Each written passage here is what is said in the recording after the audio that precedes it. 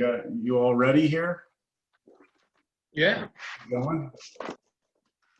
All right, so I don't know, I was in a weird mood this morning and I put together a review for you. Can't explain that. It's not in my nature to do that, but I did it anyway. And I just finished. Thanks, I guess. Yeah, I just finished it, and I wanted to add a different problem to it, because after I went through it all, I realized there was something that I didn't really put on there that may show up on the test. So let me just write it down. Let me bring up the review real quick. Also, can you send us the solution for the review? Oh, now you're asking for a lot. So that we know that whatever we're doing is like correct, you know? Yeah.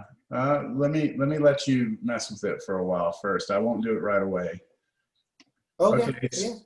So here's what I'd like for you to add here. So I believe it was this problem number 5, which is fine. You should do number 5.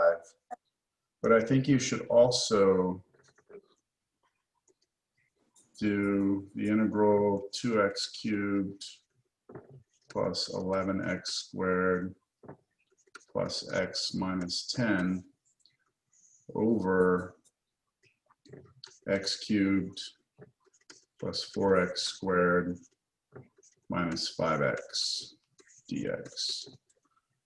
So even though those problems look very similar to one another, there's some significant differences in the way that you work those two. It's not like major differences, but there are some issues. But the steps are the same, right? I'm sorry? The starting, like breaking them into 2 groups and all that stuff are the same for each when we start with them? Well, I'll say that you start both of them exactly the same. Yeah. It's just what winds up happening, the integrals that it breaks up into, the way you approach each of those integrals is a little bit different. So. Now, I haven't really reviewed about this, Professor. Can you hear me? Yep. Now I haven't really reviewed about this, but would you, looking at these cases, would you do long division first before doing anything else? Mm-hmm. Since they're the same grade? Yep. Exponent? Yep, that's where you'd start.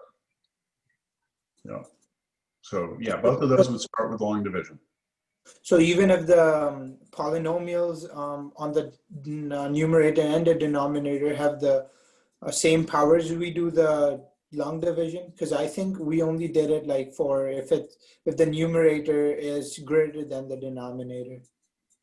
Well, we only did those as examples. However,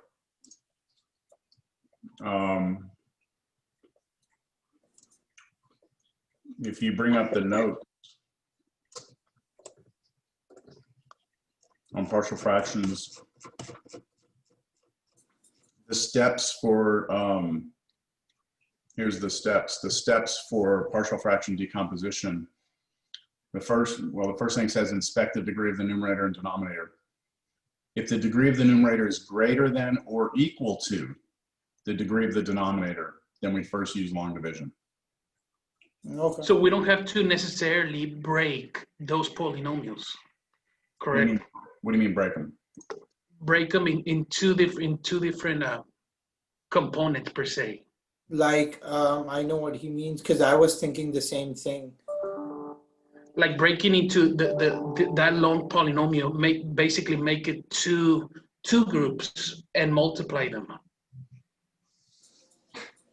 So like taking a x common in between these denominators?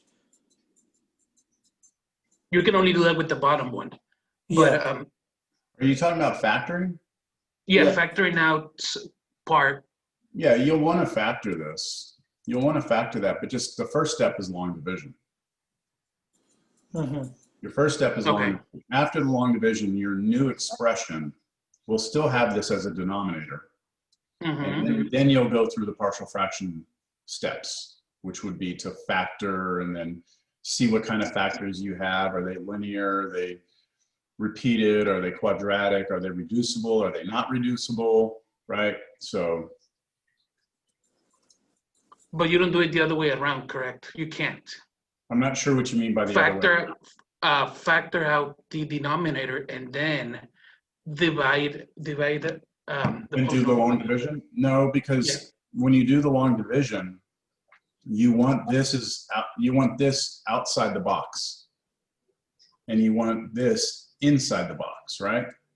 Mm-hmm. So if you factor this, then your long division is not going to work the way that, like, you're going to have a factored thing on the outside. I see. Look.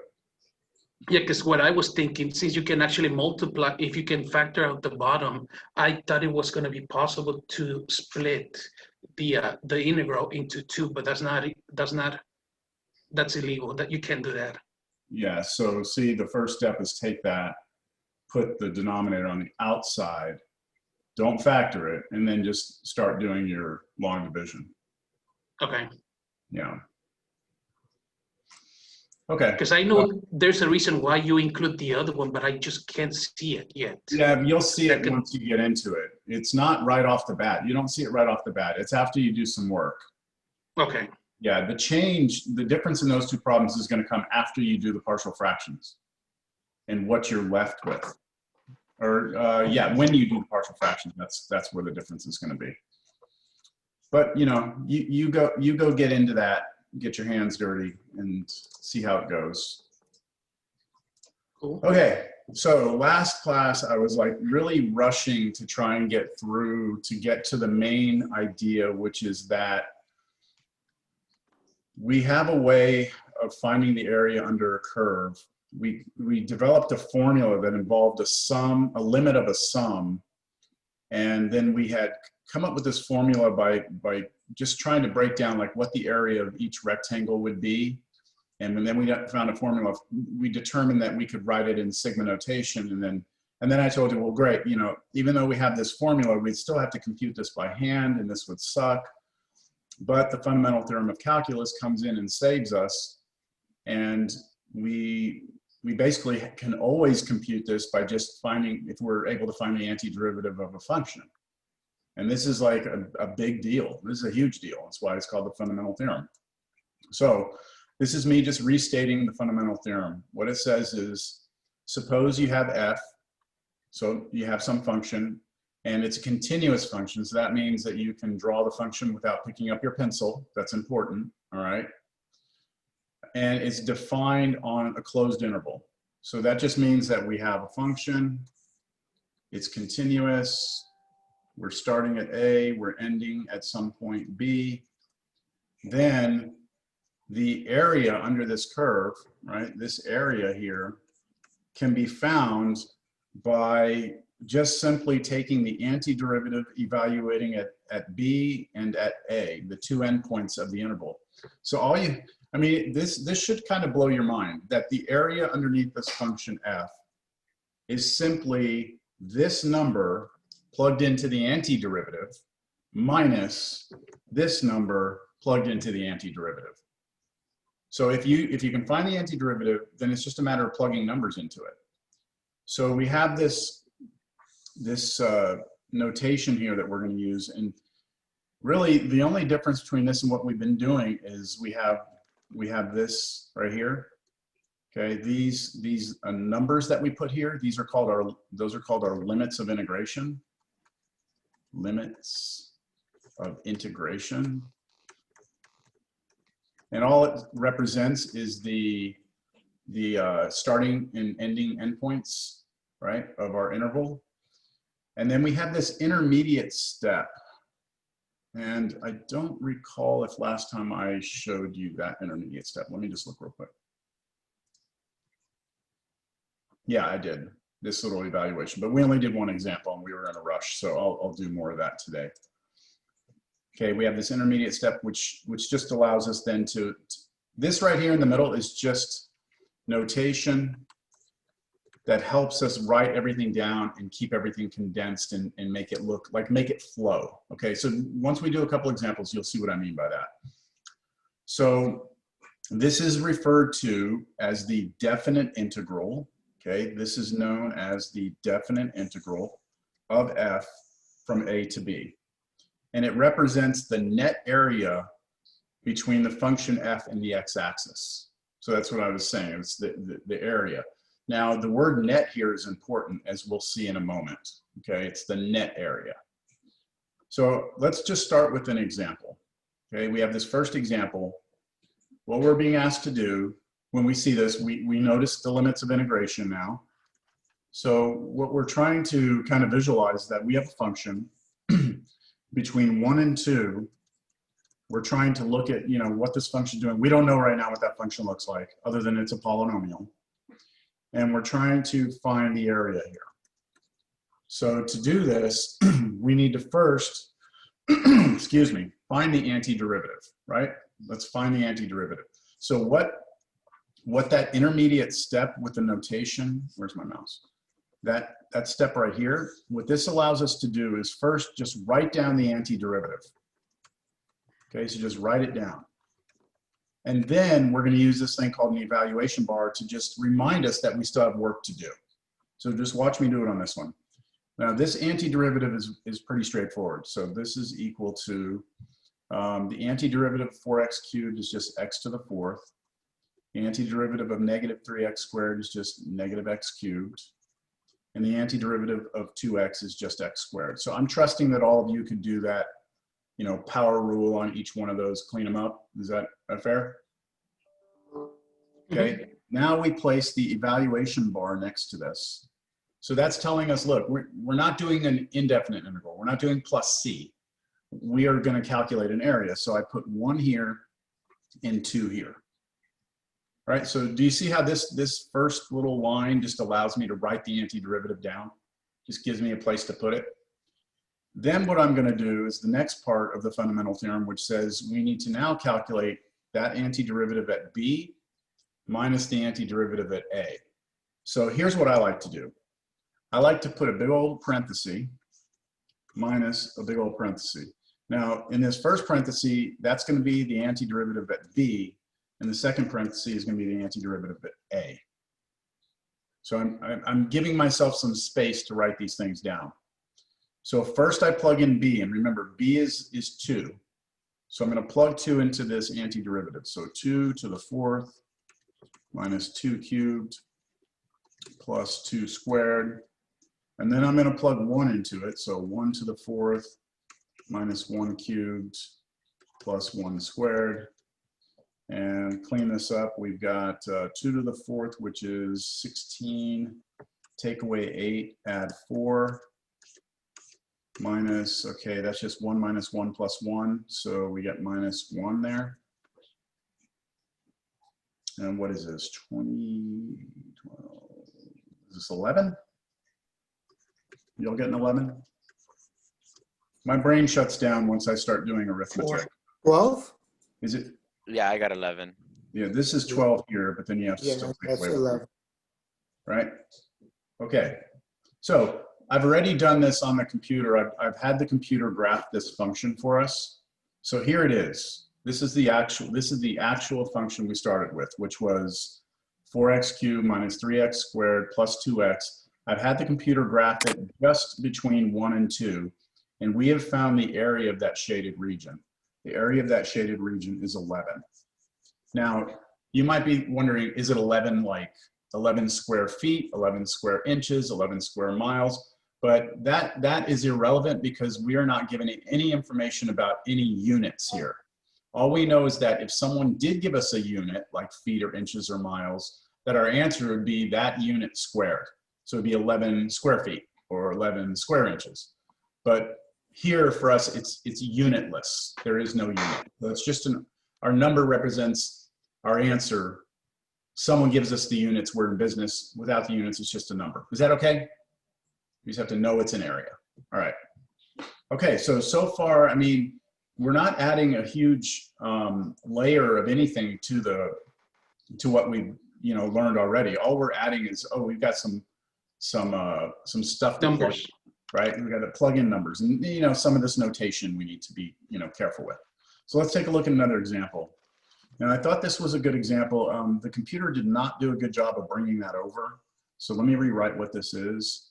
This is the integral of 5x, and that's supposed to be minus 5 raised to the x dx. 5 raised to the x. All right, so first thing, we're gonna just see if we can write down the antiderivative. And since this subtraction between these, I can just do them individually. Power rule on the first one, 5/2 x squared, right? That's the antiderivative of this. Mhm. The other one, however, the antiderivative of 5 to the x, this is not, we cannot use power rule here, all right? So in case you are hung up on that, I'm going to remind you that on our formula sheet, where we have our common antiderivatives here, formula number 5 tells you how to find the antiderivative of a constant raised to a variable, a raised to u, or a raised to x. And what it is a raised to x, or a raised to u, divided by the natural log of the base, whatever that a is on the bottom. So I'm going to use that formula right there. So be aware of that formula in case this comes up again. So that means I'm going to have minus, it's going to be 5 to the x, which is itself, divided by the natural log of the number 5. Any questions on that antiderivative? No, I just have one question, and that is the b on the definite integral will be always greater than a? Good question. So what's being asked is this number b always going to be bigger than the number here? No, but I will explain that when we get to the properties of integrals, which is coming up in a couple of minutes. Okay, there is a possibility that the number on top could be smaller than the number on the bottom. Okay, it is possible. Okay. Okay, all right, so now let's just get ourselves ready to plug the two things in, right? And we're going to plug in 1 first. So we have 5/2, and then 1 squared is just 1. I'll just put times 1 minus 5 to the 1 over natural log 5. Then I plug in the zeros, so 5/2 times 0 squared, which is 0, and then minus 5 to the 0 over natural log 5. All right, this gives me 5/2 minus 5 over natural log 5. Okay, and here I'm going to get rid of that. Let's see, I have a minus and a minus. That should be a plus, right? That minus goes through. And then we have 5 to the 0, which is 1 over natural log of 5. And these two have the same denominator, so you can put these together. You can do minus 5 plus 1. So that should give you minus 4 over natural log 5. And that's good. That's an answer. We could get on our calculators and figure out what this is. And I'm going to do it just for this one. I'm going to go 5 divided by 2 minus 4 divided by the natural log of 5. And I get an answer that is approximately, because I'm going to round here, 0.01466. I'll just, there we go. Okay. Something is weird here. So this is the graph of the curve. All right. Y'all see the graph here? Mm-hmm. All right. So when you Aren't you supposed to split? I'm sorry. Aren't we supposed to split from 0 to 0.6 and then do the rest? You mean like split it right there? Like figure out what that is? Is that what you're saying or no? Yeah, yeah. So Yeah, two different evaluations. Yeah, that's a good question. So what does this answer represent? Well, let me get you to first just focus on this region right here. Okay, let's just look at that right there. The curve is here. The integral, the fundamental theorem says that this is going to give us the area between the curve and the x-axis. So that's why it's giving us this area here, right? And then if we look to the right of that, where we have this curve right here, then, or that part of the curve, then the area between that and the x-axis is this area. But our answer seems really small. Doesn't it seem like our answer should be bigger than 0.01466? Well, that's because the left side is in the negative, so you'll get a negative answer, and the right side is positive, so they'll actually, like, if you combine them, you'll get a really small number. Yeah, so is that the way it works? I guess, I mean, it seems like that makes sense. Like, it's somehow the formula is counting the area that's below the x-axis as like a negative value, and then counting anything above the x-axis as a positive value. The problem with that is areas should always be positive, right? I mean, when we talk about area, we're talking about a positive thing. So why is the integral seem to be counting that stuff below as negative? Let's table it. Let's do one more example, and maybe in the next example we can convince ourselves that this is actually what's happening. So let's take a look at this one. We're looking at cosine x, the cosine function. I'm trying not to reveal to you the answer here, but let's just do this problem here. Integral 0 to 2 pi of cosine x dx. All right, first thing, we need the antiderivative of cosine, which you shouldn't even have to use, but just a split second in your mind, right, to do that. And then evaluation 0 to pi. Now I'm going to have something and subtract something else.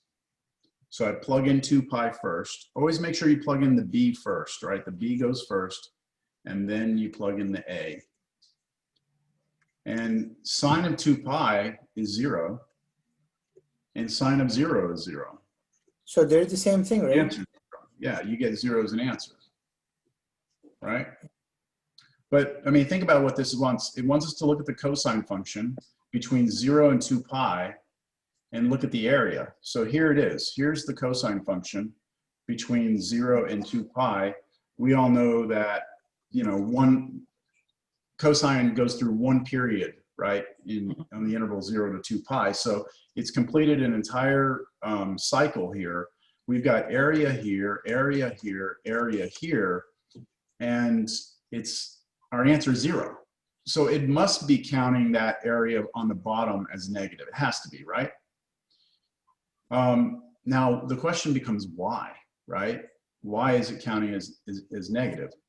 So I want you to think back to how we defined this whole thing to begin with. When before I gave you the fundamental theorem of calculus, what we were trying to do was cut up the curve into a bunch of rectangles, right?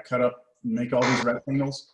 And what we said was that for each rectangle, it's going to have some width to it, right? Some width. And we determined that would be b minus a over n. But the height of it, that was f evaluated somewhere, right? It was f evaluated at some point right there. Whatever that point was, we plugged it in there. So the height of the function, f, right? The height of the function is going to give us the height of the rectangle. So if the function is below the x-axis, isn't that height going to be a negative number? And the negative times this piece here, right? This piece right here, b minus a over n, that's always going to be the width. That's always going to be positive. So what happens is you get the height, which is negative, times the width, which is positive, so you'll get a negative answer. The formula has no idea that we're talking about areas. It's just doing negative times positive, right? Does that make sense? So everything here on this curve that we're looking at, all of these little infinitesimal tiny little rectangles that we're putting in here, each one of those heights is negative, but each one of the heights on this is positive. So you get some positive contribution of area here, you get some negative contribution of area here, and then some positive, and they wind up adding up to be nothing. So that's why you have to be a little bit careful with the fundamental theorem of calculus, because if you wanted to know that area, like geometrically, what's that total area, then this wouldn't work, right? Because you get an answer of 0. So maybe we can find a way to work around. How could we find the area then? Does anyone have an idea of how we might be able to find that area that I have shaded here? Use the Riemann sums that we previously used. Okay, we could, but I want to avoid it. I want to put the Riemann sums behind us. And I'm going to mention to you all that Riemann sums, I just blew through that, like blew through it. In a lot of classes, we actually spend like an entire day doing Riemann sums by hand. Like we actually compute Riemann sums. It's real tedious. And then you wind up getting the fundamental theorem and you're like, what the hell do we do all that for? So I'm not getting into the Riemann sums heavily at all. I wanted you to see the relationship between the formula we had and the notation we use for integration. That the formula in the notation, like the whole integral sign, f of x dx, I wanted you to realize that this right here really comes from the idea of you're taking a limit of a sum, that this piece was the height of the rectangle, and that this piece was the width of the rectangle. So you're basically adding up an infinite, so the integral is telling you you're adding up an infinite number of something. What is it you're adding up? A bunch of heights times widths, which is height times width is area. So you're adding up a bunch of areas. Again, that will be vital to us when we move into the next sections, that you understand that the integral works that way. So Minato, I think you said about the Riemann sum. Okay, I'm gonna try and avoid the Riemann sum. So think about it this way. If this came out to be 0, go ahead, does someone have an idea? I think I do. So we're Okay. supposed to find the limits where the line crosses the limit x, Okay, so and split it in this case like in 3 different ways. okay. That way we can get the actual area. Okay, so I Say like from the way 0 to put it, right? First do this, do an integral that would give you this first. And then you can get an integral that give you this. And then you do an integral that would give you this. But when we do the integral that, for this one, let's just call this one integral 1 and integral 2 and integral 3. When we do integral 1, we're going to get a positive answer. We get integral 3, we're going to get a positive answer. Integral 2, we're going to get a negative answer. So if we do it this way, we just need to remember when we get integral 2, we better change our answer to positive, right? And would you agree with this? The area of integral 2, right, the area, we know that's going to be negative, right? So if I take the negative of that, do you agree? Oh, you know what? Let me do it this way. Maybe you'll agree with this. Do you agree right now, integral 1 plus integral 2 plus integral 3, do you agree that those 3 add up to be 0? Not really. I'm sorry? I don't think so. Well, we know that because we already calculated it to be 0, right? So if I move integral 2 to the other side, what we're saying is this. Integral 1 plus integral 3, these two integrals together should be equal to the negative of this integral. Right? So we could do that. I like this way, but there's something even easier we could do. Can we just focus on the middle section and then divide it by 2, multiply it by 2? We could. We could just look at the middle one and multiply it by 2, couldn't we?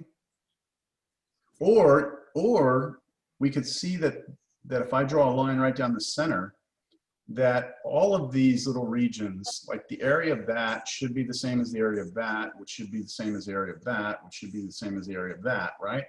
So why don't we just find out what integral 1 is and multiply times 4? Because also, oh, okay, so I have another question, and that is, since we don't have a graph, so how will we be able to judge on the basis of just the limits that we're giving on the B and A that we have to divide into 4? Like here, it's like I can tell because 2 pi r 0 that there are 4 different quadrants, but like you know what I mean? Oh yeah. I think we should know. Isn't it always like when you're dealing with cosines, we always have that wave or that area per se? For a function like cosine x, I expect everyone here knows what it looks like. Mhm. Now, if it were a more complicated function, of course, we would have to do some more investigation. But for us, this problem in particular, we can just use what we know about the function to come up with a conclusion that all we really need to do to find the total real area, we can just do 4 times the integral of cosine. Now, what would be this interval? What is that? We start at 0, where do we end? So where does cosine x hit the x-axis? So where is cosine 0? 1.5, I guess. No. Think about your unit circle. Where is cosine 0? Pi. Pi is Pi over 2. It's on the pi over 2. pi 2, yeah. Pi over 2. So you have to remember that this is pi over 2 here. The middle point here is pi. This is 3 pi over 2. And this is 2 pi. So if I just do the integral from 0 to pi over 2 and multiply times 4, I should have the real true area of everything underneath the cosine curve. Let's figure out what that is. Okay, it's 4 times, okay, now the antiderivative of that we already know is sine x, and now we're evaluating 0 to pi over 2, which means that we're going to have 2 things again. Notice I'm just going to bring the 4 with me. 4 sine of pi over 2 minus 4 sine of 0. And what is sine of pi over 2? So unit circle again. Sine is the y coordinate, 1. So that's 4 times 1, that's just 4, minus sine of 0 is 0. So 0, so our answer is what? 4. 4. That's really weird. I mean, I know that cosine will be into 4 different quadrants since it's cosine and the value is 2 pi and 0. So there are 4 quadrants. But for example, if there was a 16, like if we never had a cosine, we have a different complex function and we have different values like 16 over 12, then how would we find it since we don't have the graph? Well, it would depend on how complicated the function is. There are certain functions that I would expect you to be comfortable with. Trig functions, quadratic functions, lines, all of those you should know, like be able to do a sketch or be able to figure out what they look like. I would say right now, don't worry too much about that right now. Later on, we're going to be dealing with graphs where I'm going to give you graphs, you're going to have to draw them.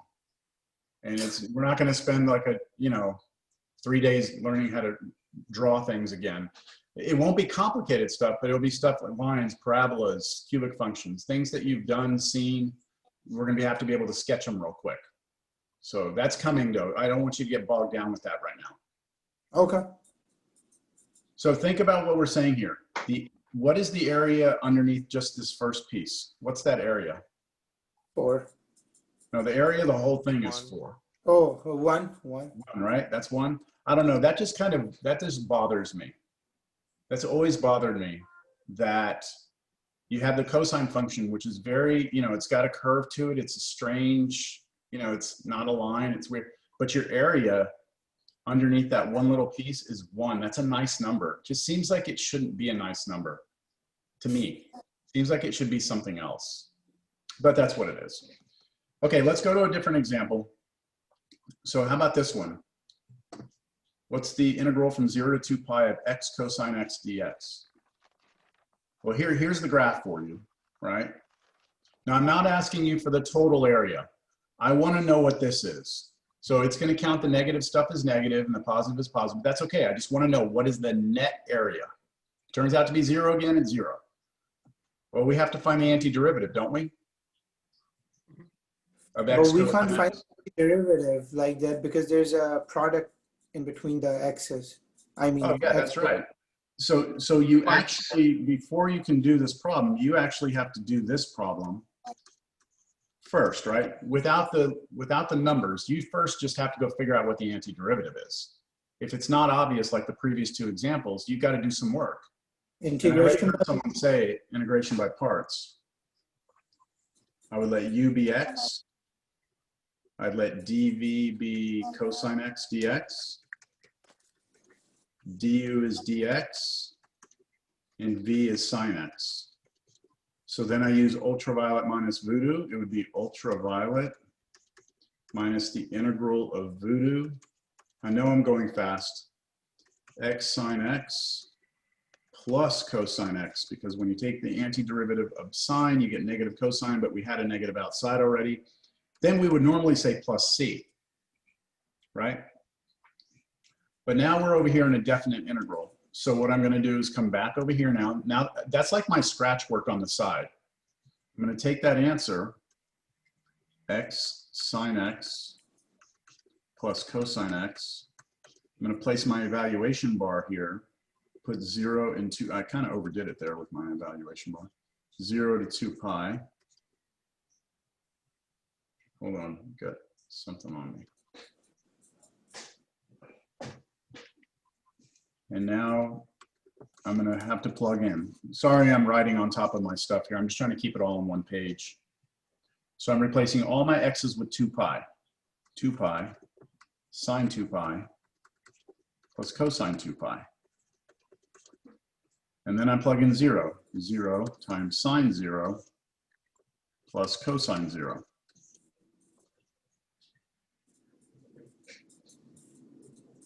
All right, what is sine of 2 pi? 0. 0. Okay, so that whole thing goes away. Cosine of 2 pi is 1. So I have 1 minus, let's see what's happening over here. This right here, that's 0, right? It's gone. And cosine of 0 is 1. 1. So we happen to get what as an answer? 0. 0. Now, look, this is not a trend that we're always going to have, all right? But what it's saying to us is this. If you take this area and this area together, it is canceled out by this area below. And they're exactly the same areas. But it's not like the previous problem. There's no symmetry here, right? Like this little arc here, this little green area does not have the same area as that one. We can't do the same thing we did here where we said, oh, it's this, right? We can't do that. So I'm just showing you that we know the net area is 0, but that's about all we know. Okay, we don't know anything else. We can't find the area of these individually unless we cut them up. If we cut them, then we could.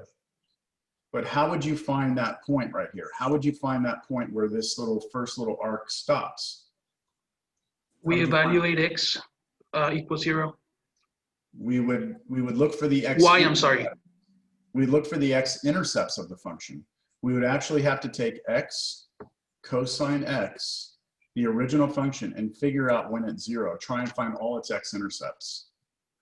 Shit. Which would mean we have to set x to 0. And we would have to set the other factor, cosine x, to 0. And then, well, this is just 0. That corresponds to that one. And then we have this cosine is 0 where? Cosine is 0 at pi over 2. And 3 pi over 2. Pi over 2. And you actually could keep going. There's an infinite number of answers here, right? Cosine, that's what we call a trigonometric equation from pre-cal. We actually could write down a general solution. Pi over 2 plus k pi or n pi, depends on how you learned it. I don't want to get deep into this. I'm just trying to make sure you understand that there are an infinite number of solutions. We're not. That's calculus 3, right? No, that's This? just that pre-cal. Still? Yeah. Wait, no. What are you talking about? Finding the areas on each case before we rotate it. Volumes. Oh, and we could do that. Right now, okay, so right now, if I wanted to, I know that this is pi over 2. I know the next one is 3 pi over 2. So if I did want to know this area right here in the middle, I would do the same integral up here. I replace that with 3 pi over 2. I replace this right here with pi over 2. And then I would just plug those numbers in and I would get a numerical answer. I'd have to use my calculator to do it, but I would get a numerical answer. And that answer would be the area. It would be negative also because it's below the x-axis. Okay. So we could do it. It's just, we're not going to. Our original problem was asking this. Okay, that's what it wanted. Mhm. So question. One last thing. How did you come up with the 3 pi over 2? I get the pi over 2, but not the 3 pi over 2. Back to the unit circle. Cosine is the x coordinate. And these 2 points are where the x coordinate is 0. This angle is pi over 2. And this angle is 3 pi over 2. Okay. But you could keep going around. You can do another one, and another one, and another one, and another one. There's an infinite number of answers, which is why you can really just put pi over 2 plus any multiple of pi. But this is a pre-cal topic, so I'm happy to go over this, but just come to my office hours. We can talk about this whenever you want. It's just not something we are going to cover in here. Okay. Okay? So question is, are we supposed to find the net area or the total area? If the problem is presented to you like this, then Yes. it's the net area. Your answer is 0. 0. Okay? Now, in the real world, we probably don't want the net. We probably want to know what each little piece is. All right, let's talk about some properties of the definite integral. So we need to establish some things before we move forward. The first property is that if you take the integral from a to a, okay, so let's say we do, as an example, let's say I take the integral from 2 to 2 of any function. Let's go with cosine x. The answer is 0. Why is the answer 0? Because we're going to get the same result. It's the same limit. Yeah, okay, so because we have the same limits, we would plug in the 2 endpoints, you'd get the same exact answer and you get 0. Geometrically though, do y'all see that the interval that we're looking at from 2 to 2 is just a single point? So you can't have an area if you're at a single point, right? So the answer would always be 0. That's kind of an obvious property. The second property is this. So if we take the integral, I'm giving you a specific example. The integral from 1 to 2 of, let's say, the function x squared dx is equal to negative the integral from 2 to 1 of x squared dx. So this property just says that if you take the limits of integration and you flip them, instead of going from 1 to 2, you go from 2 to 1, then your answers are going to be exactly the same, just off by a sign. And the reason why that's true, it goes back to the Riemann sums. When we were doing our rectangles, we were always saying, what's this width, right? And we said that that's b minus a over n. If we reverse everything, then that becomes a minus b over n. It switches, and that's a negative number. And because it's negative, it changes the answer. Everything gets changed by a sign. You don't need to worry about the Riemann sums. Just understand that you can always flip your order of integration. You're always allowed to do that. But just remember, you're going to change that sign to a negative out front. And if it's already negative, it'll change to positive. Okay, so flipping it just changes the sign of the integral. All right, the next one is a weird one, but it makes sense if you look at the graph. So what I have here in this specific example we're looking at is we're going from, I'm going to make it go from -2 to 2. So if I go from -2 to 2 and I integrate this function right here is a constant function, isn't it? It's just a flat line, and it actually goes through 2. All right, so that's the constant function. The antiderivative of this, what are they saying it's equal to? K times b minus a. So the answer should be k, which is the constant, times b, which is 2, minus a, which is -2. Which means our answer should be 2 times 4, which should be 8. It's saying all you have to do is figure out what that distance is, right? That's b minus a. And figure out how tall this is, but if it's a constant, it's just the constant k. So if you multiply those two together, you have the area. That only works for constant functions. The formula is kind of dumb, actually. You know, it is kind of dumb, but we do use it sometimes. So, and I'm not going to say dumb. It's just kind of, how do I say this? This integral wouldn't have been hard to do anyway. Like, we don't need the formula for it. Like, if I wanted to do this, what's the antiderivative of 2? 2x. 2x. Then I put the evaluation bar, negative 2 and 2, right? I plug 2 in first. What's 2 times 2? 4. 4. Then I subtract from that whatever I get when I plug in negative 2, which would have been 2, 4, negative. and then that would have still given you 8. All textbooks list this property, but anytime I'm working an integral, I just do it. I just do the actual antiderivative. It's not that hard to do. Okay, this next one is something that you should make sense. It's basically saying that if you have an integral, it doesn't matter where you're going, from 1 to 2. If you have some constant in front of the function, that you are allowed to bring that constant out and then find this integral without the constant, which means you can go figure out what all that is first, and then just multiply your answer times 4. We've known this about constants for a long time, right? This is just saying we are allowed to do this with definite integrals. Everything that we did before carries over. But we can't do it if there's a like a subtraction or a addition sign in between. If there's plus or minus, we can split it up. Oh yeah, we can split them and then take them out. Yeah, but you can't do it if it's a product. So look at this next property. This is kind of an interesting property here. This property is saying that if you start with the function that's always bigger than or equal to 0, that means that when you draw the graph, it's above the x-axis, or maybe it touches the x-axis, but it always stays above the x-axis. Then the area underneath it must also be positive. Does that make sense? I mean, that should make sense. If I start with the function and I tell you that function can never go below the x-axis, it always has to, you know, it could touch, but it can't go below. And I tell you to find the area from here to here, all those areas together.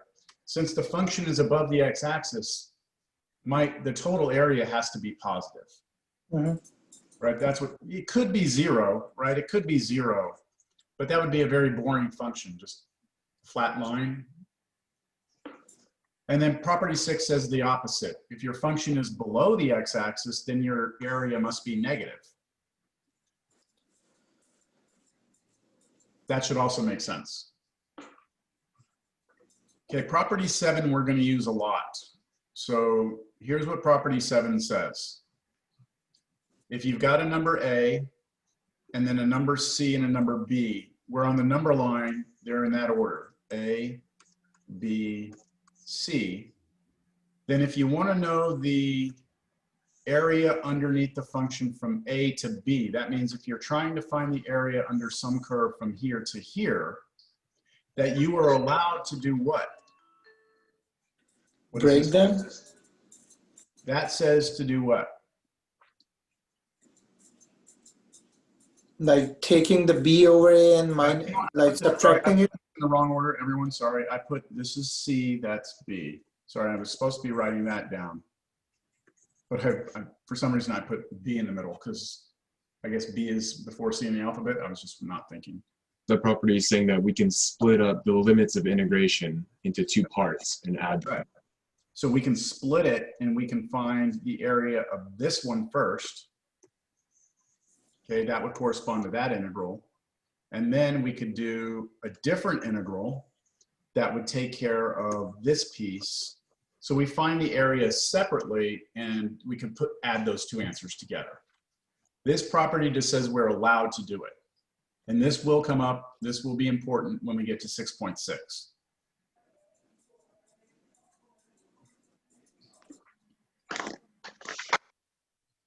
All right. This is always an interesting one. Property 8.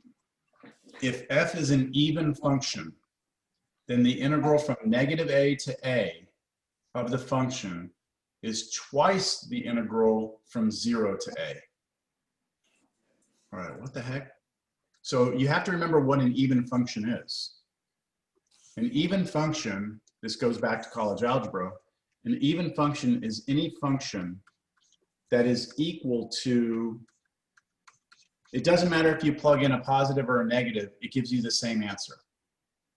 An example of an even function is the function f of x equals x squared. That's an example of an even function. Because if you plug in 1, it's the same as plugging in -1.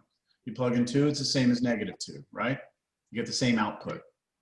And when you graph even functions, they are symmetric to the y-axis. In other words, they look like a reflection of themselves.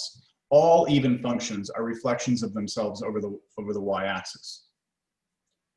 So does it make sense that if we wanted to know the area from -a to +a, now it's important that we're not doing a to b, we're doing -a to +a. If I want to know the area underneath this graph, that all I really have to do is go from 0 to a and double the answer. Yeah. That makes sense? Because of the symmetry, you can do that. And that's what this property is saying. As long as the function is even, and if you want to go from -a to a and find the area underneath it, just go from 0 to a and double the answer. Make sense? Yes. What about an odd function though? Would that work with an odd function? You need to multiply by 2, right? For even, yes, you go from 0 to a instead and you double the answer. But let's talk about what odd is. Can someone give me an example of an odd function? I don't want to give it away by just showing you the answer here. What's an example of an odd cubed? So it would have to reflect over the y and the x-axis. Okay, so x cubed. So x cubed would look like this. And I don't want to give this away, but I need more room. I'm going to graph it up here. Here's what x cubed would look like if we graphed it. Roughly speaking. So if we wanted to integrate this from -a to +a, we would be talking about the area here and then the area here. What can you tell me about that area? Total, the net area. We can evaluate from 0 to a and then multiply by 2. Can you? I mean, it looks like we can do it, but it shouldn't be that simple. I don't think so. Over here with the one we did with an even function, the area on the left and the right of the y-axis were identical. So we doubled it. Mm-hmm. On this one, the areas, yes, I agree, the areas are equal, but one of them is above the x-axis, the other one's below. So they would just cancel out. They would So it'd cancel be out. 0. The answer is 0. Is that with all odd functions? All odd functions, only from -a to a though. Only -a to a. If you do like -2 to 3, it doesn't work. So this property is saying that if f is an odd function, then if you try and do the integral from -a to a of that function, your answer is always 0. Which should be like the limit should be equal then. What? I'm not sure what you mean. So -a to a is basically -2 to 2 or like -3 to 3. Yes. Yeah. Then you'd have an answer of 0. But that'll be the net area. That's right. Uh-huh. What will be the total area if we have an odd function Well, then you would have to find the area of 1 and double it. If you want to find the area of each one. Just like the even function? Yeah, just like the even. Okay. There's a problem in the textbook. I'm gonna put it up here. I'm trying to remember what section this is.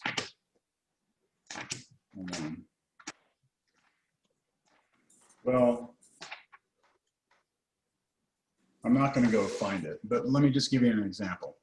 There's a problem like this: -5 to 5 of x cubed minus x to the 5th times sine x over like x to the 7th plus x cubed plus x dx.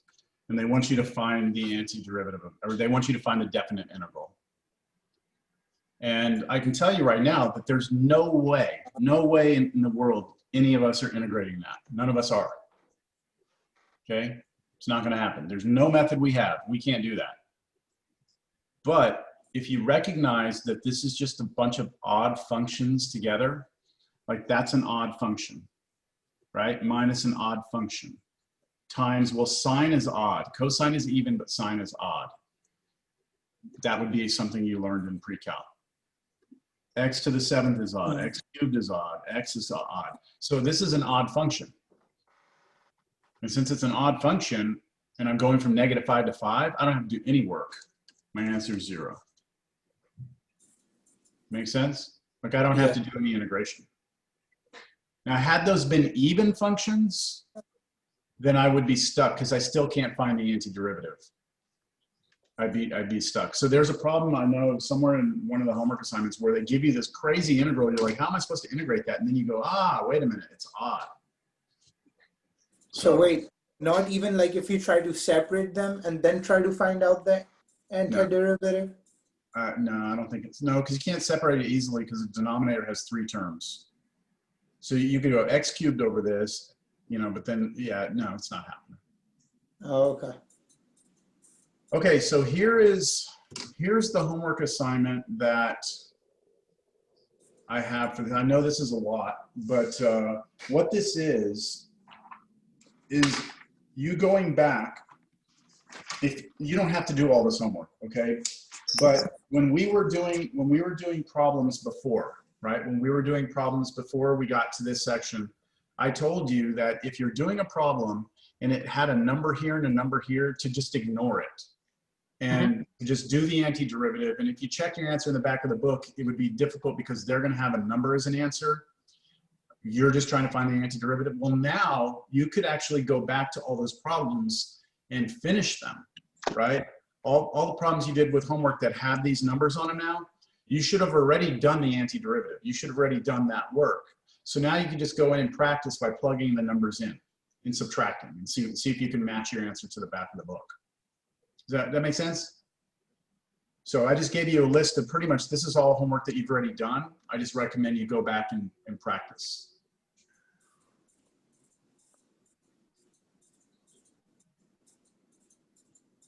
Okay, we good? We're gonna do some more. I just want to make sure we're all kind of ready for that, or ready to move on. All right. So remember, this all was motivated by this idea. The whole thing started with this idea of a circle, didn't it? Circle of radius r. What's the area of that? We said the area is pi r squared, and we said where did that formula come from? And we said someone gave it to someone, and that's why we have it, right? And I promised you that we would show where it comes from, right? So that time is now. So what we're going to do is we're going to try and get that circle to just draw the first quadrant of that circle. So we're just going to imagine a circle that has just the first quadrant drawn right here. We're going to try and find the area of that, and then whatever that answer is, we're going to multiply it times 4. And that should give us the area of the circle. I'm also going to note here that the x-coordinate here is r, and this up here is r. And that's because we're doing a circle of radius r, right? No one's giving us what the radius is.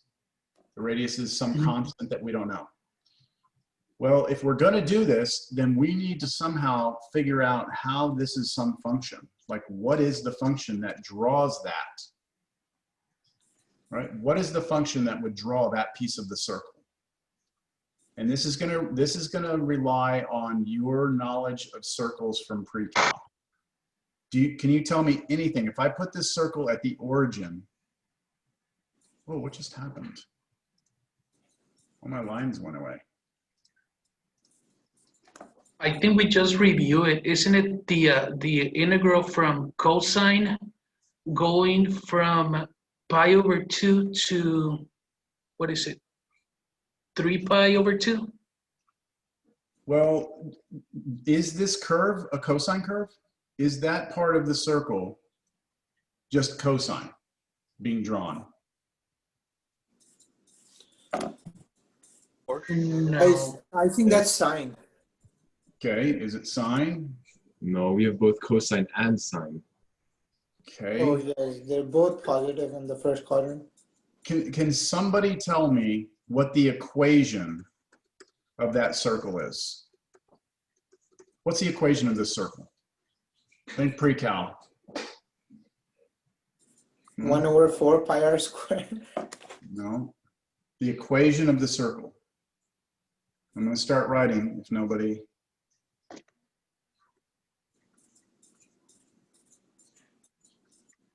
Oh,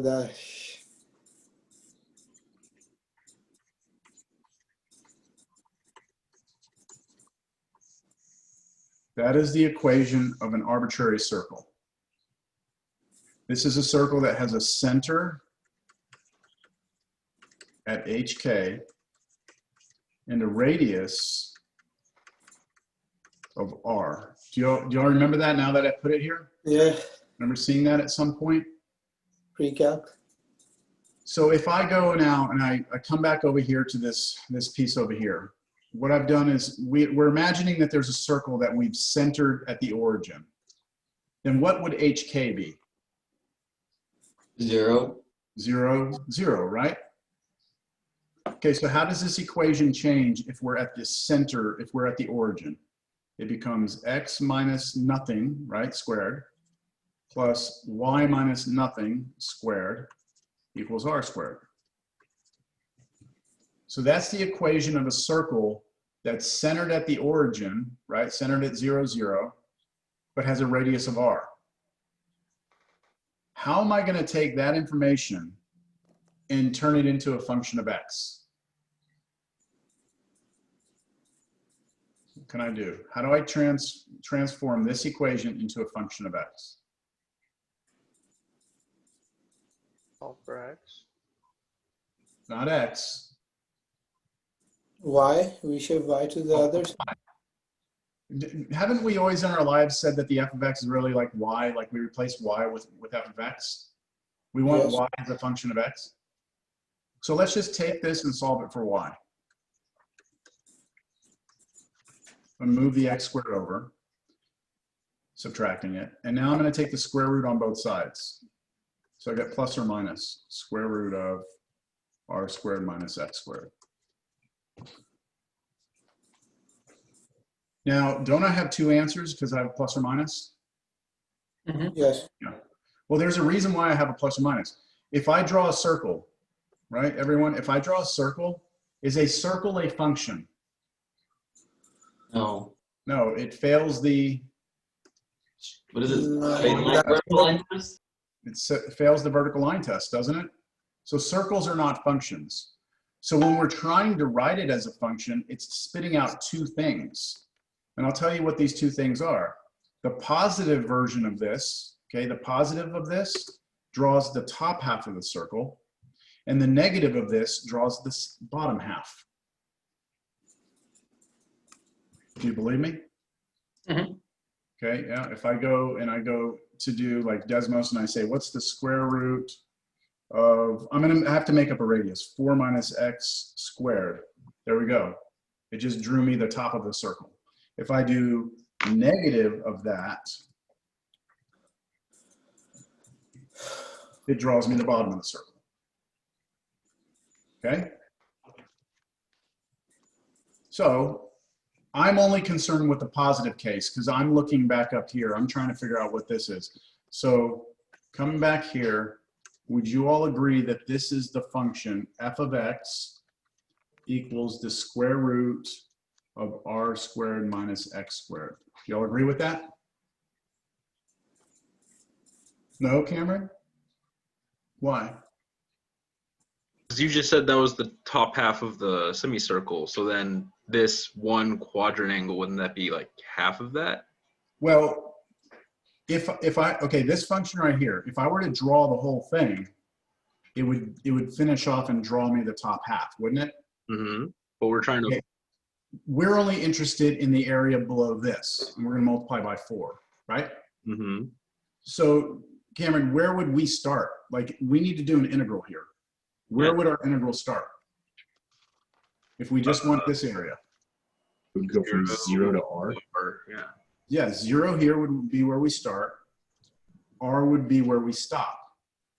What's the function we're integrating? This, right? Square root r2. Okay. dx. But is that trig substitution? Yes, it is. Yep. We know how to do this. Now remember, r is a constant. Now it hasn't been given to us, has it? Has not been given to us, but r is a constant. So what would the trig sub be here? Sine. Sine. So I'm going to do this as separate work because that's a definite integral. I'm going to go do this work real quick. Square root of r squared minus x squared dx. Okay, so I make the trig sub. X is equal to r sine theta. Why is it r? Because we had r squared, right? So a for us is actually r. dx is r cosine theta. The square root part turns into, oh wait, cosine theta d theta. The square root stuff turns into r cosine theta. And now we rewrite the integral. So what does this integral look like?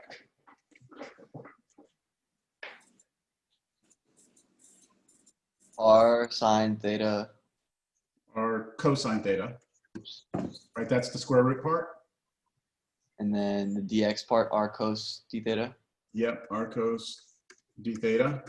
Which is 1 minus sine theta because we can take the r out. Let's take both r's out. They'll come out as an r squared. Oh shit. Pi r squared. Isn't that the answer? Pi r squared.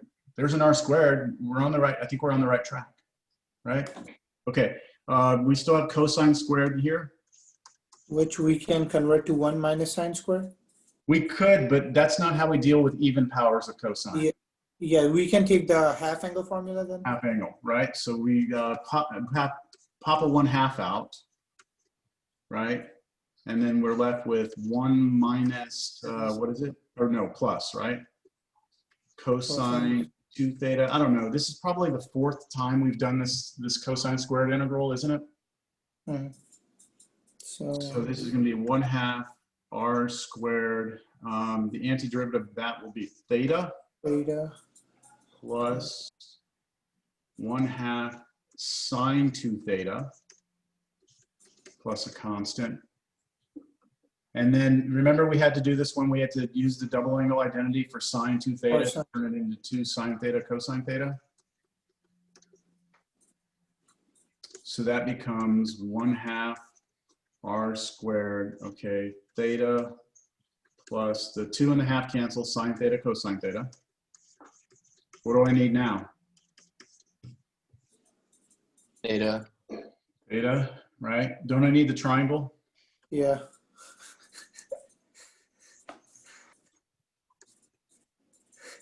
Fasa, you're laughing. Is that because of the amount of work we're doing, or? yeah. But listen, we're proving that the area of a circle is pi r squared. That should require some effort, right? It should. But it's going to be beautiful at the end. It's going to work. Okay, so be careful here. Question like this on the test? No, but I mean, all of this is stuff that you should be able to do, right? Like, Yeah. I would not ask you a problem like, hey, verify this formula, and I've never shown you anything like that before. Yeah. Okay, so over here on this thing right here, I have to divide both sides by r to get sine theta by itself. So sine is opposite over hypotenuse. So I know this side is r squared minus x squared, which we kind of knew would show up anyway. And then what is theta? We have to do arc sine on both sides? Okay. So I'm going to continue here now. 1/2 r squared. Theta is arc sine of x over r. And then plus sine theta. What's sine theta? X over R. X over r. And cosine theta is The Under root r square minus x square over r. stuff over r again. And we Okay. can combine them too. Yeah, this is where we are. Do y'all agree? Mm-hmm. Okay. I'm just going to leave it like that. That's the antiderivative. Yes? Mm-hmm. Okay, Mhm. let's go back up. So we wanted to know what this was. The integral from 0 to r of that. So the first thing we had to do is find the antiderivative, which is what we just did. Now we need to put the little evaluation bar, put 0 and r in there, and then plug in and see what happens. So I'm going to bring that here now. So it's going to be our antiderivative, which is 1/2 r squared arc sine of x over r plus x over r times square root of r squared minus x squared over r. All of that evaluation bar 0r. Yes? Yes. Okay, this should equal, and now I'm going to have to plug two things in. I'm getting this out of here. It's in my way. Okay, we're going to plug in r first.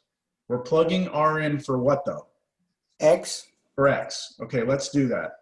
1/2 r squared times arc sine of r over r plus r over r times the square root, oh, square root of what? What happens when we plug r in right there for x? 0. We get Is it 0. r square? 0 Yeah. over r. Even if the sign, the r is going to cancel? No, that's not going to cancel. But this piece right here goes to 0. All of that goes to 0. Do y'all see that? Because you have r squared minus r squared, that's 0, square root of 0, 0, 0 over r is 0, multiply it times that, everything's gone. The only thing that's still there is the 1/2 r squared and the arc sine of r over r. So That's why doesn't the x over r cancels? Because it's r over r. r over r is 1. No, right here, right here. Here, Oh, yeah, it's 1, that's 1, but it doesn't matter because this is 0. 0. They're Okay. being multiplied, right? Mm-hmm. Okay. Now let's plug 0 in. 1/2 r squared parenthesis arc sine of 0 over r plus, oh, look at this, 0 over 0. r times, who cares, right? That's all going to go away again. So this whole piece goes away. Yeah? Yeah. Also, isn't 0 over r 0? Yeah. Okay, and what is arc sine of 0? 0. Oh, 0, right? Because you're saying at what angle is the sine function 0? uh-huh. And so this is also 0, which means that this whole thing is gone, isn't it? That whole thing is gone. The only thing we really have to figure out is what is this? What is arc sine of 1? So at what angle is the sine function 1?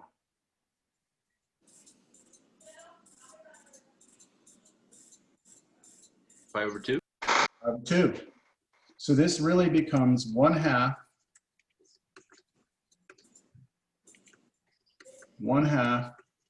r squared times this piece here, which we just said was pi over 2.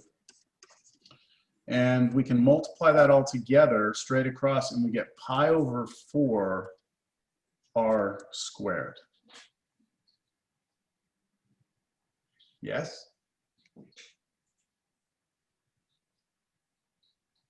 Mhm. That's our answer. Are we right Crazy. or wrong? Because it should be pi r square, right? Yeah, but okay. So remember what we just did. Didn't we just find the area of that first quadrant? Yes. And the symmetry tells us that we have 4 of those. So the area of that circle should be 4 times whatever answer we got. If we multiply that times 4, we get pi r squared.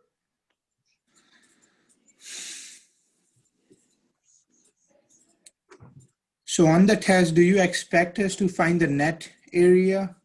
Yes. Or net area. Or the whole area, like the things we've. No, just find the antiderivative, plug in the 2 endpoints, and you're done. Oh, okay, cool. Thank you. All right, so I hope you enjoyed that. That's basically a proof that the area of a general circle is pi r squared. We did it with integration, right? Took trig sub, so we had to have learned this technique first before we could even attack this problem.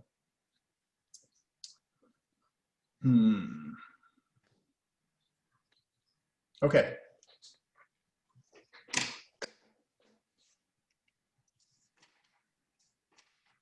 I think, I mean, I'm kind of at a point right now where we're not going to start 6.6 today. Like, I just don't think it's worth it. It's not going to be on the test. Everyone's going to be focused on the test this weekend. So we're just going to table that. At this point, what I can do is I can give you some problems with this definite integral, or we can talk about the test, and I can let you start working right now, together, or however you want to do it. I can start letting you work on the review. Whatever, we still have 25, 23 minutes or so. So would y'all like to just work on the review? How do y'all want to spend the next 23 minutes? We can work on the review. Okay, I'm going to put the review up here for everyone, just so you see it.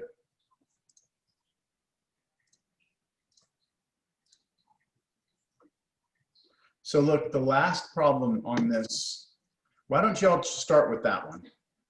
Why doesn't everyone start and see if you can't figure out how to do this? And do y'all want to stay all in one big group, or do you want me to send y'all to breakout rooms?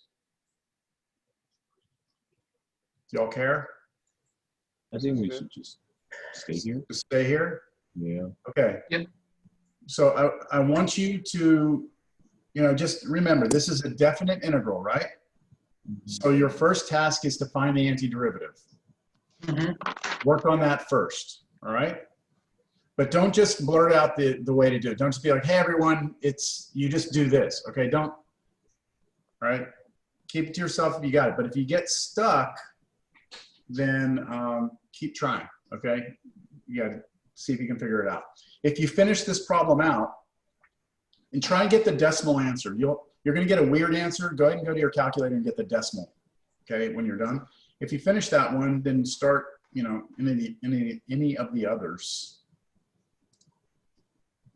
Can y'all see that good enough or no? All right, okay, I'll just leave that up there for you. All right, let me know if you need help. I'm gonna just kind of close my video and audio out. Just send me a chat if you have a question, all right? Okay.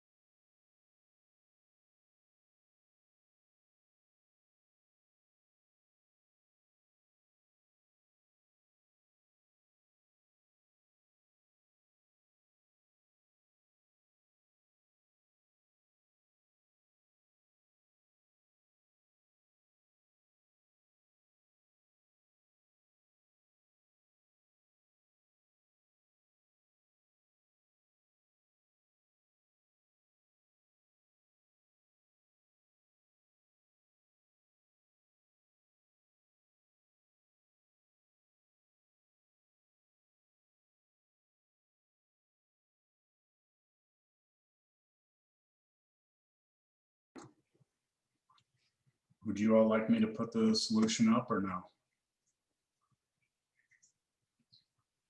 Don't want to see it? Yes. Sure.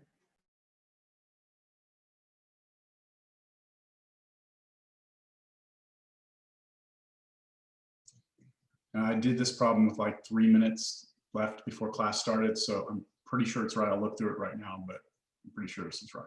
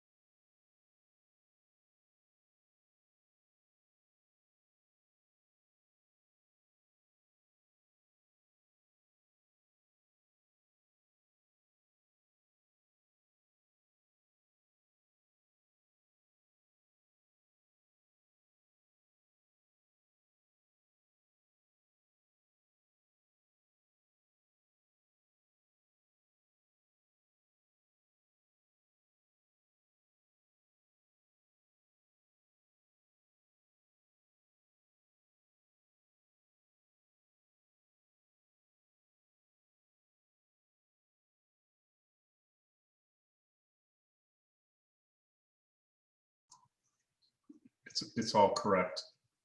I just added the approximate decimal answer here. I had rounded mine to 3 decimal places prior to putting the final answer, so I got 11.006. So I'm sure that would be fine, right?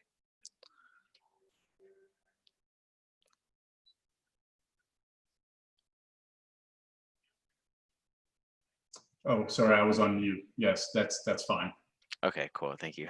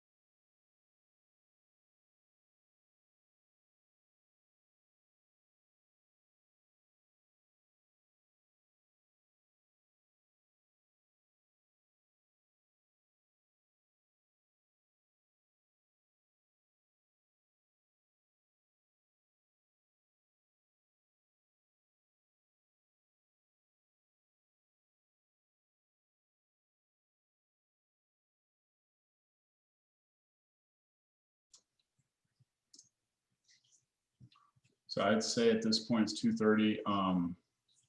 You know, we still have 10 more minutes. I'm just going to let you work on review problems if you want. You can leave at any point in time, but Tuesday we'll have the test, right? So just show up, make sure you're on time. We'll have to set up our computers the way we did for the first test, and I'll send the Dropbox link and all that stuff. I'll be emailing you the test, or sending it through the chat here when the test starts. I'll give you some time to write down the problems, and then we'll get started, just like exam one, okay?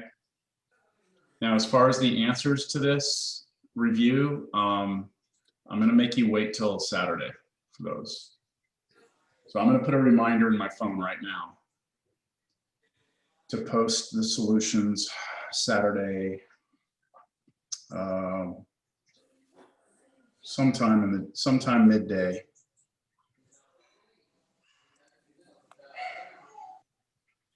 As soon as we write those problems down, could we start? I feel like last time it took a while for us to start.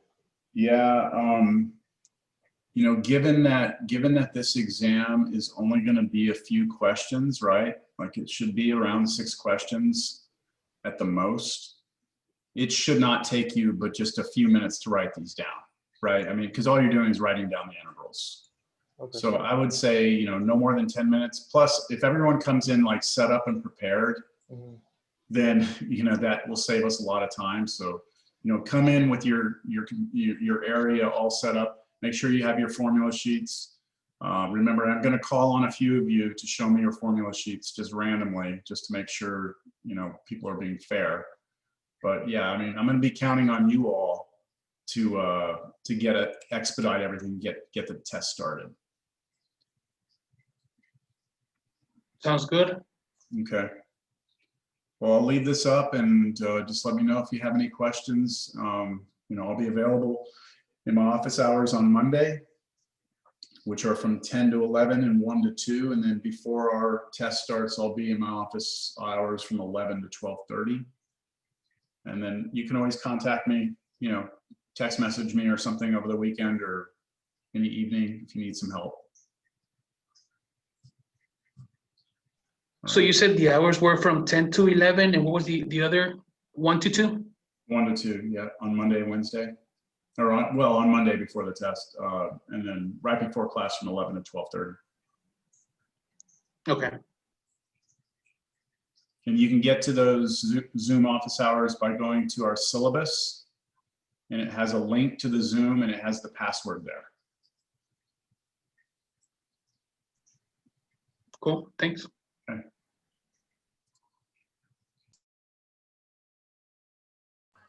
All right, sir. Thank you. Yep, thank you. Y'all feel free to leave anytime you want. Just one last question, and we'll only have 6 questions, right? On the You won't exam? have more, you won't have more than 6. Okay. Yeah. And we'll have integration by parts on the exam? I would expect that, yes. Okay, all right. Thank you. Have a good weekend. You too. See you on Tuesday. See ya. Have a nice weekend. You too.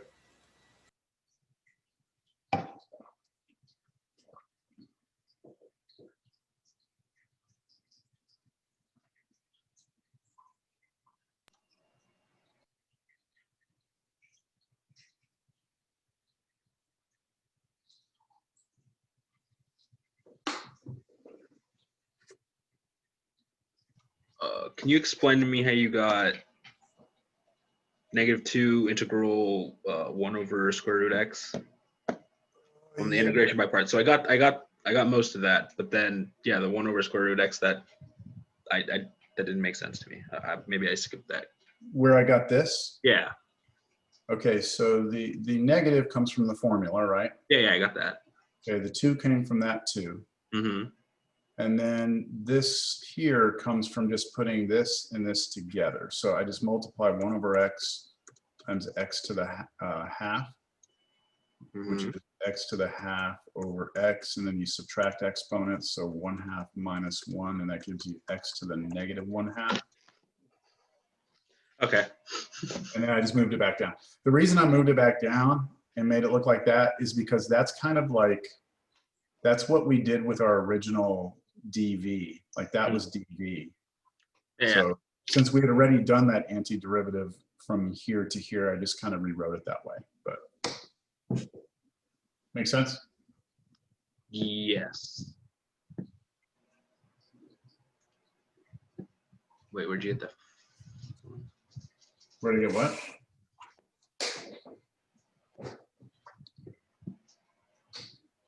I'll figure it out. Which part are you questioning? The ultraviolet minus the table, or? Questioning my sanity right now. I know that feeling.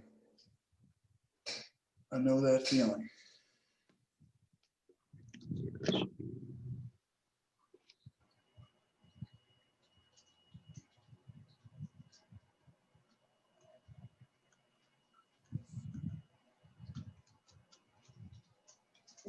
I'll be right back.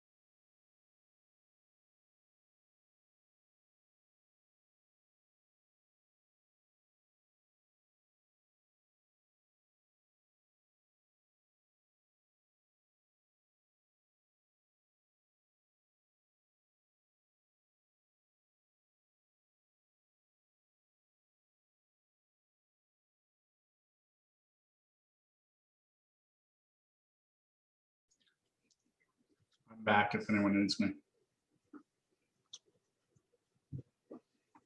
So I had a question Uh-huh. on question number 1. Yep. Would it be easier to just straight up reduce the square root or use trig sub? What do you mean reduce the square root? Could you not take out a 3, an x, and a 2 out of that square root and just simplify it? Or is that not how? I'm not sure I follow you. Is that not how it works? Am I? So like I cannot reduce that square root. Well, I mean, you can do stuff to it, but I'm not quite sure what you're trying to do is legal. Okay. So what are you trying to do to it? So what I was trying to do is take the 4 out of the square root, take the 9 out of the square root, and take the x out of the square root. Yeah, that you can't do. Okay, I cannot. I mean, you could, if you wanted to pull a 4 out, you could do this.